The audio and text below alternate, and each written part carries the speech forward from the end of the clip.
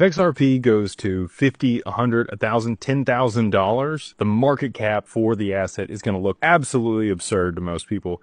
And we're going to break down why and how that can happen in this video. So many people look at digital assets the same way they would look at traditional stocks. There's a stock, it's traded at a value, there's an order book, there's liquidity at certain price points, and people are willing to buy and sell that asset for a certain amount on the secondary market or public market. And they take that, they multiply that price by the outstanding shares, and voila, you get a market cap for something. But this isn't really applicable to digital assets. Once speculation is gone, when there's real utility for these assets, the value is going to be in the protocol. This is something that Glenn Hutchins has said a couple different times at key points, and I would encourage you to go check out those videos. So what does that mean?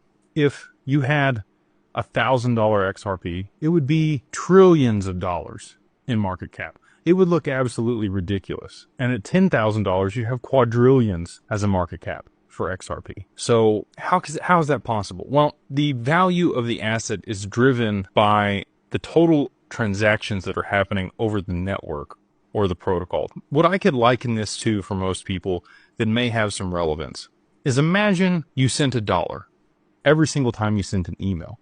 Imagine how many emails you send on a daily basis. Well, you do that through the email protocol, right? You could think about how many emails move daily.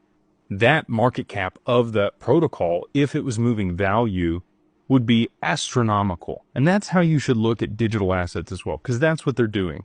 Email moves data packets, and it's the same thing for digital assets, but they're moving value from one place to another. So that is how the market cap of something like an XRP or an XLM or an HBAR could be astronomically higher than the valuation of companies that we know today on the stock market. And if you had asked somebody, 10 years ago, if there was ever going to be $1 trillion company, they'd have laughed you out of wherever you were. They would have thought that was absolutely absurd. But now we have Google, Apple, Amazon, many of the Fortune 500 and FANG stocks that most people have invested in, NVIDIA, have multiple $1 trillion market caps. And those are going to be superseded by these assets that move across these networks that are transferring value from one location to another. So the next time somebody tells you that the market cap of a digital asset because of a certain price point that you mention is going to happen or you think is possible, I would challenge that and just explain it the same way that I have here. I would explain to them that these are protocols and networks, and these assets are moving value. And at scale, it's the volume of those transactions and the value moving over the network that's going to drive the price of the token. And it is going to